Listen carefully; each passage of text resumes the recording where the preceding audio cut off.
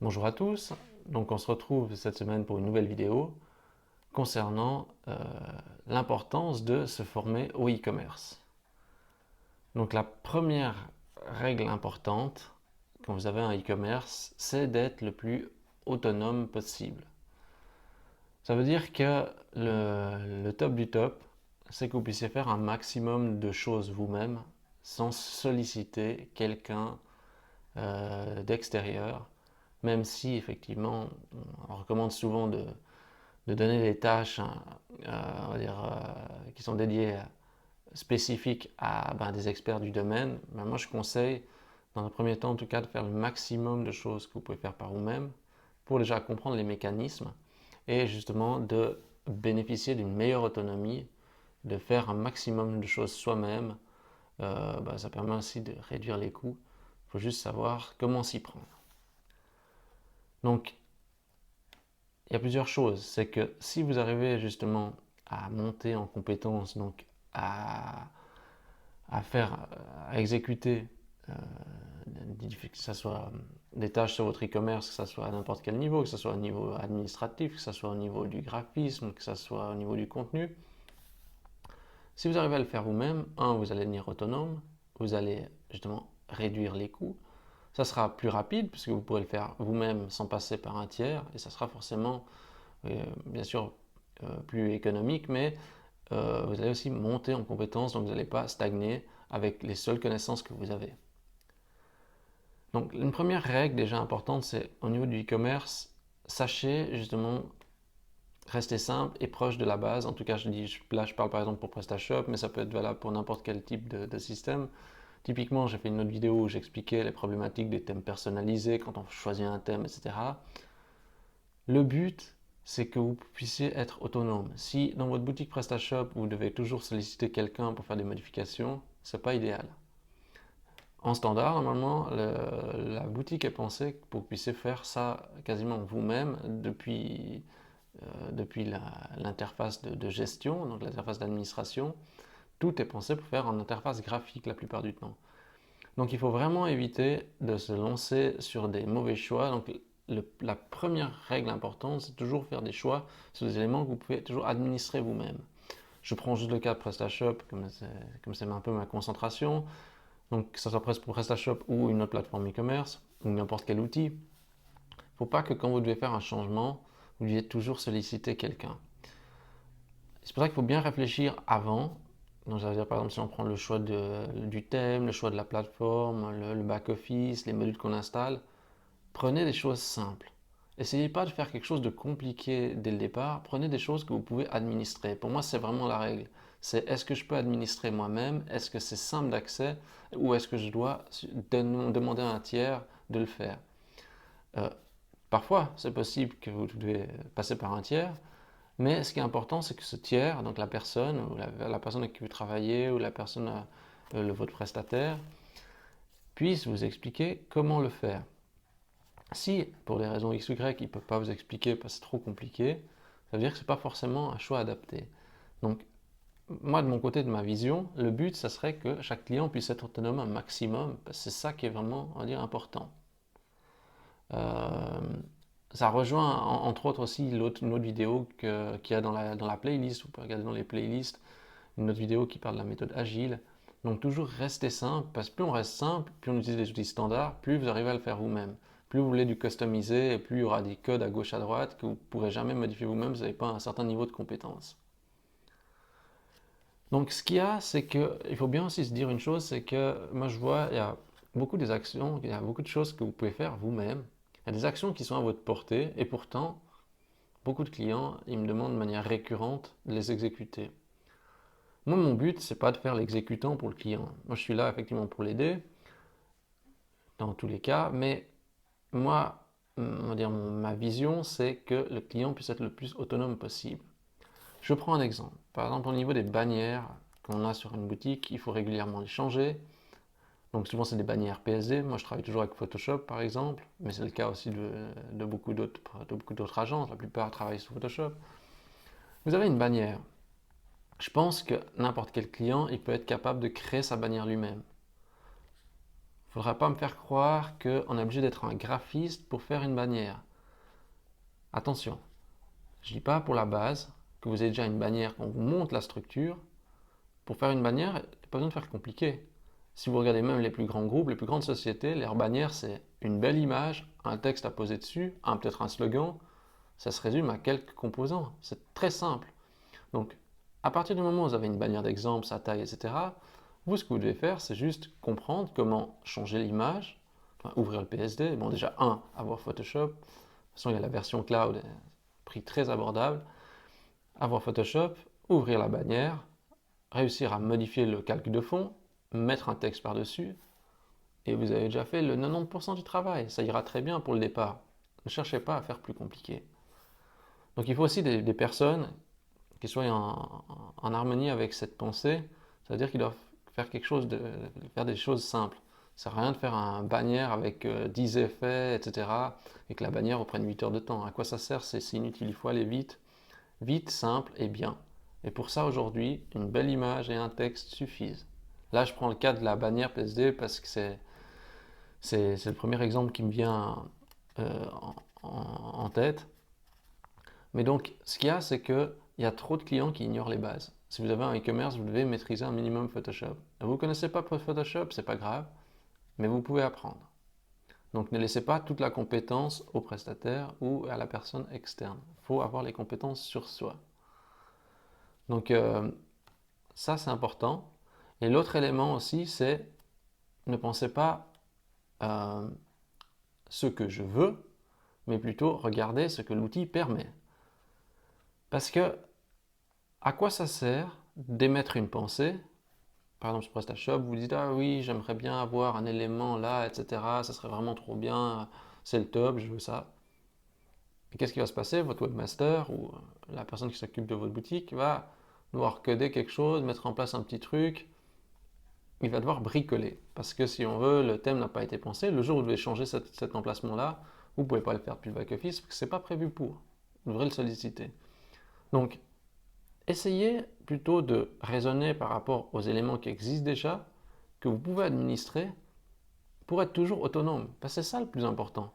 Le plus important, ce n'est pas d'avoir un gadget ou des éléments dans toute l'interface de votre site. Il faut maximiser tout ce que vous pouvez faire en interface graphique. C'est important pour l'autonomie. Qui dit autonomie dit pas besoin de solliciter un prestataire externe et donc forcément réduction des coûts.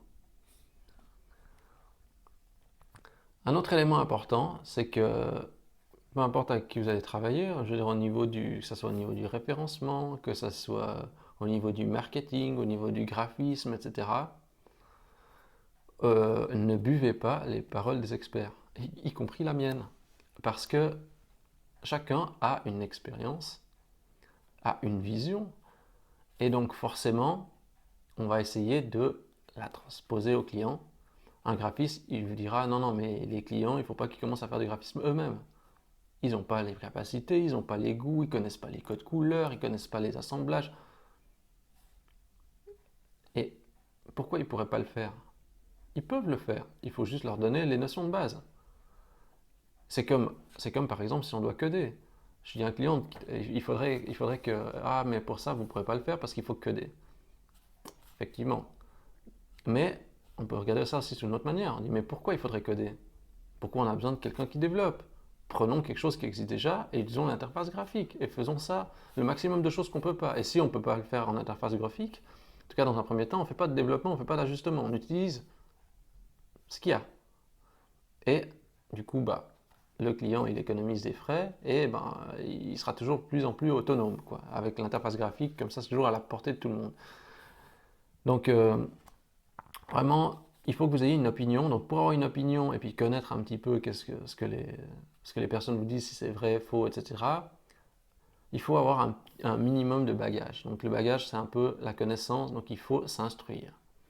C'est important de vous informer, je ne sais pas que ce soit sur le graphisme, sur le PrestaShop, sur le référencement, sur n'importe quoi, avant de commencer à payer des gens ou à faire confiance aux gens, informez-vous, lisez du contenu sur Internet, regardez des vidéos pour monter votre niveau de compétence et avoir avoir une base.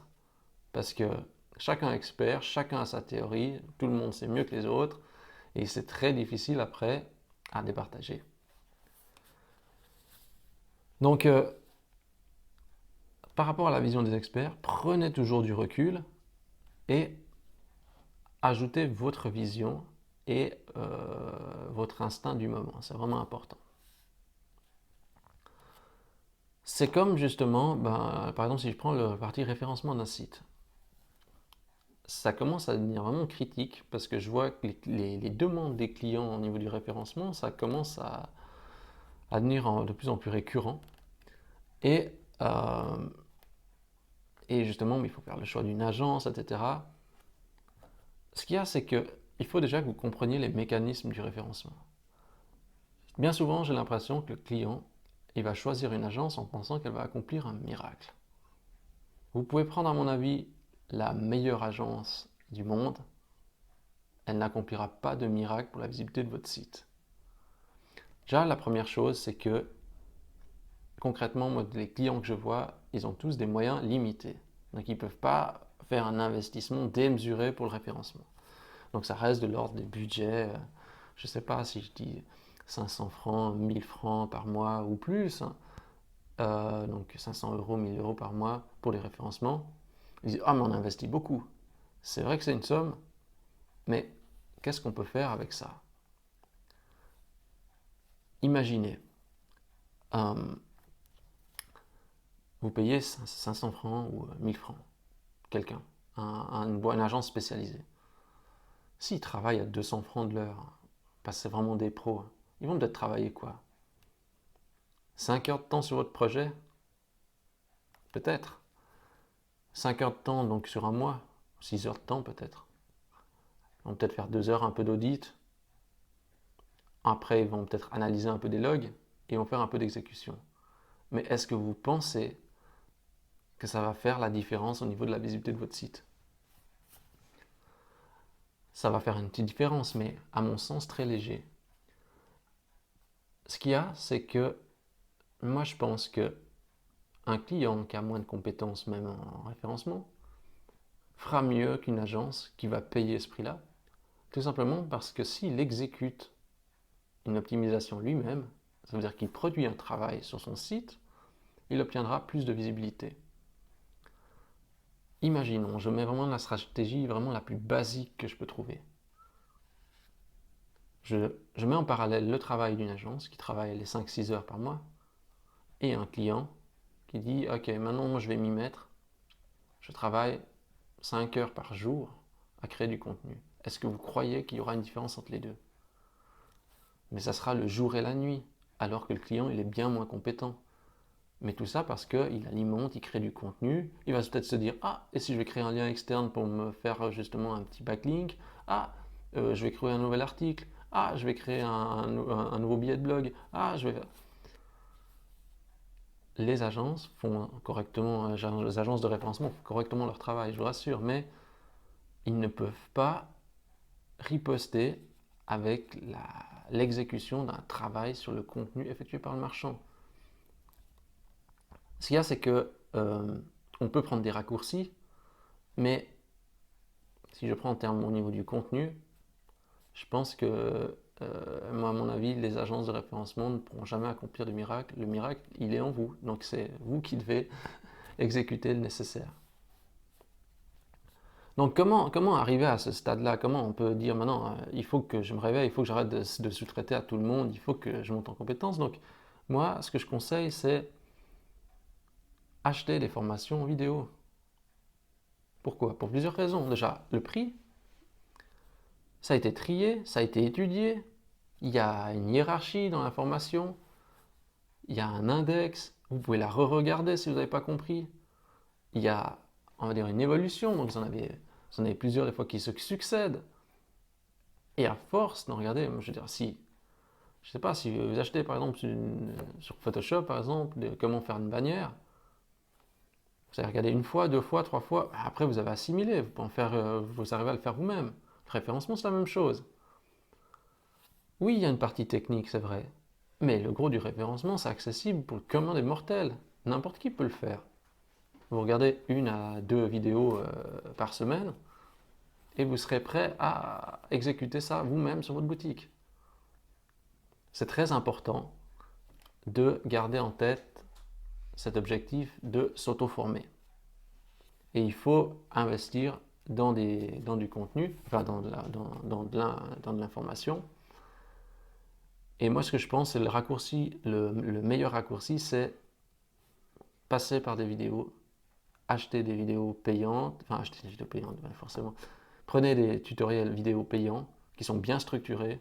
Je pense que c'est le meilleur raccourci possible parce que si vous faites appel à un expert, oui, ils vont analyser votre cas, mais ça va coûter tellement cher et il n'y aura pas d'exécution forcément et de mise en œuvre. Donc la vidéo, c'est un bon compromis. Et en plus de ça, justement, l'investissement que vous faites, ben, il n'est pas perdu parce que après vous avez la compétence et vous êtes capable d'exécuter ça vous-même. Et il existe plein de leviers possibles, mais c'est vrai que si on n'a pas l'information et qu'on n'a pas un minimum de compétences, ben c'est difficile d'évaluer.